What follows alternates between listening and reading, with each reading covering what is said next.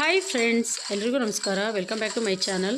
ನಾನು ಇವತ್ತು ಸಹ ಒಂದು ರೆಸಿಪಿ ಜೊತೆ ನಿಮ್ಮ ಮುಂದೆ ಬರ್ತಾ ಇದ್ದೀನಿ.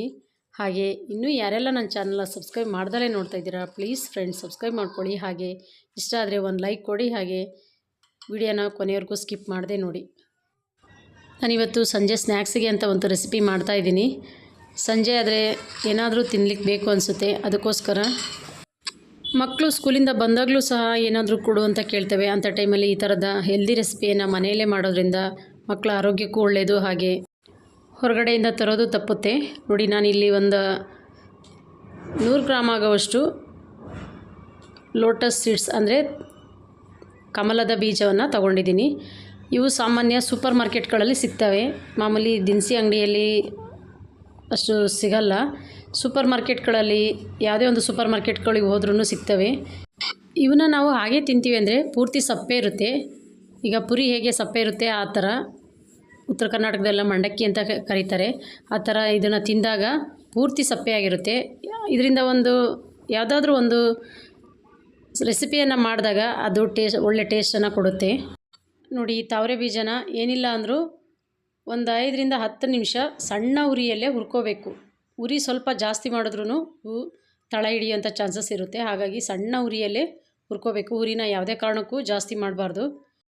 ಮೊದಲಿಗೆ ಇವನ್ನು ಪ್ರೆಸ್ ಮಾಡಿ ನೋಡಿದ್ರೆ ಮೆತ್ತಗಿರ್ತವೆ. ಹಾಗಾಗಿ ಇವನ್ನ ಚೆನ್ನಾಗಿ ಹುರ್ಕೊಂಡ್ರೆ ಗರಿ ಗರಿ ಆಗುತ್ತೆ. ಅದಕ್ಕೋಸ್ಕರ ಒಂದು 5 ರಿಂದ 10 ನಿಮಿಷ ಸಣ್ಣ ಉರಿಯಲ್ಲೇ ಹುರ್ಕೋಬೇಕು. ಯಾವುದೇ ಕಾರಣಕ್ಕೂ ಉರಿನ ಮಾತ್ರ ಜಾಸ್ತಿ ಮಾಡ್ಕೋಬಾರ್ದು. ನೋಡಿ, ಇದು ಆಲ್ಮೋಸ್ಟ್ ಹುರಿದಾಗಿದೆ. ಇಷ್ಟು ಹುರ್ಕೊಂಡ್ರೆ ಸಾಕು.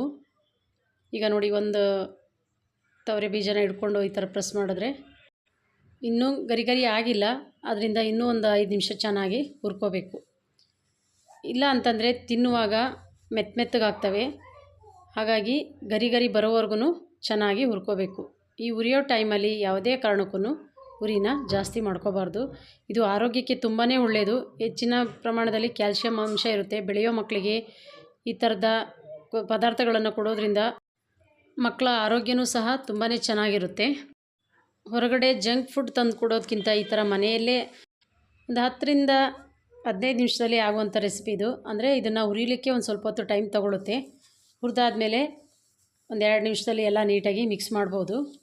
ನೋಡಿ, ಈಗ ಎಲ್ಲ ನೀಟಾಗಿ ಹುರಿದಾಗಿದೆ. ನೋಡಿ, ಪ್ರೆಸ್ ಮಾಡಿದ್ರೆ ಈ ಥರ ಪುಡಿ ಆಗಬೇಕು.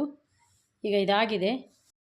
ಈಗ ನಾನು ಈ ಹುರಿದಂಥ ಕಮಲದ ಬೀಜನ ಪಕ್ಕಕ್ಕೆ ಎತ್ತಿಟ್ಕೊಂಡು ಅದೇ ಬಾಣಲಿಗೆ 1 ಚಮಚ ಆಗುವಷ್ಟು ಬೆಣ್ಣೆನ ಹಾಕ್ಕೊಳ್ತಾ ಇದ್ದೀನಿ. ಬೆಣ್ಣೆ ಇಲ್ಲ ಅನ್ನೋರು ತುಪ್ಪ ಸಹ ಹಾಕ್ಕೋಬೋದು, ಇಲ್ಲ ಎಣ್ಣೆನೂ ಸಹ ಹಾಕ್ಕೋಬೋದು. ಬೆಣ್ಣೆಯಲ್ಲಿ ಮಾಡೋದ್ರಿಂದ ಅದರ ರುಚಿ ತುಂಬಾ ಚೆನ್ನಾಗಿರುತ್ತೆ. ನೋಡಿ, ಈಗ ಬೆಣ್ಣೆ ಎಲ್ಲ ಕರಗಿದ ಮೇಲೆ ನಾನು ಇಲ್ಲಿ ಅಬ್ಸರ್ವ್ ಮಾಡಿ ಸ್ಟವನ್ನು ಆಫ್ ಮಾಡ್ಕೊಂಡಿದ್ದೀನಿ. ಏಕೆಂದರೆ ಬಾಣಲಿ ತುಂಬ ಬಿಸಿ ಇದೆ. ಇಲ್ಲಿ ಮಸಾಲೆನ ಜಸ್ಟ್ ಹಾಗೆ ಮಿಕ್ಸ್ ಮಾಡೋದ್ರಿಂದ ಉರಿ ಅವಶ್ಯಕತೆ ಏನಿರೋಲ್ಲ.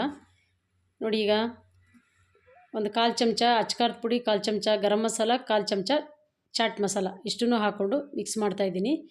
ಈಗ ಕೊನೆಯಲ್ಲಿ ಒಂದು ಸ್ವಲ್ಪ ರುಚಿಗೆ ತಕ್ಕಷ್ಟು ಉಪ್ಪನ್ನು ಸಹ ಹಾಕ್ಕೊಂಡು ಎಲ್ಲವನ್ನೂ ನೀಟಾಗಿ ಮಿಕ್ಸ್ ಮಾಡ್ಕೋಬೇಕು.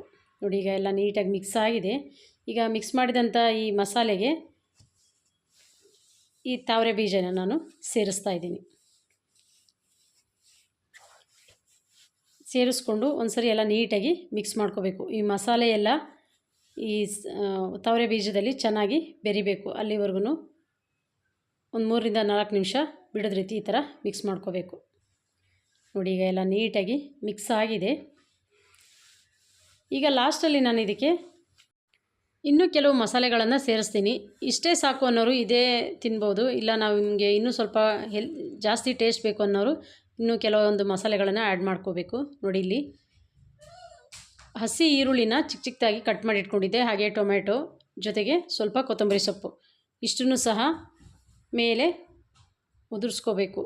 ಈಗ ಪಾನಿಪುರಿ ಮಾಡುವಾಗ ಯಾವ ರೀತಿ ನಾವು ಹಾಕ್ಕೊಳ್ತೀವಿ ಆ ರೀತಿ ಹಾಕ್ಕೊಬಿಟ್ಟು ಮತ್ತೊಂದು ಸರಿ ಎಲ್ಲ ನೀಟಾಗಿ ಮಿಕ್ಸ್ ಮಾಡ್ಕೋಬೇಕು. ಪಾನಿಪುರಿ ತಿಂದಾಗ ಯಾವ ಥರ ಟೇಸ್ಟ್ ಬರುತ್ತೆ ಅದೇ ಸೇಮ್ ಟೇಸ್ಟು ಈ ಕಮಲದ ಬೀಜವನ್ನು ತಿಂದಾಗೂ ಸಹ ತುಂಬಾ ಟೇಸ್ಟ್ ಬರುತ್ತೆ. ತಿಂತಾಯಿದ್ರೆ ಇನ್ನೂ ತಿಂತಾನೇ ಇರಬೇಕು ಅನಿಸುತ್ತೆ, ಅಷ್ಟು ಒಂದು ರುಚಿಯಾಗಿರುತ್ತೆ.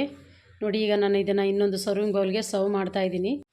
ಈ ಥರ ರೆಸಿಪಿ ಮಾಡಿದಾಗ ಆದಷ್ಟು ಬಿಸಿಯಲ್ಲೇ ತಿನ್ನಬೇಕು. ತಣ್ಣಗಾಗ್ಬಿಟ್ರೆ ಮೆತ್ತಗಾಗ್ತವೆ. ಹಾಗಾಗಿ ಬಿಸಿ ಬಿಸಿ ತಿಂದರೆ ತುಂಬಾ ಒಳ್ಳೆ ರುಚಿ ಕೊಡುತ್ತೆ.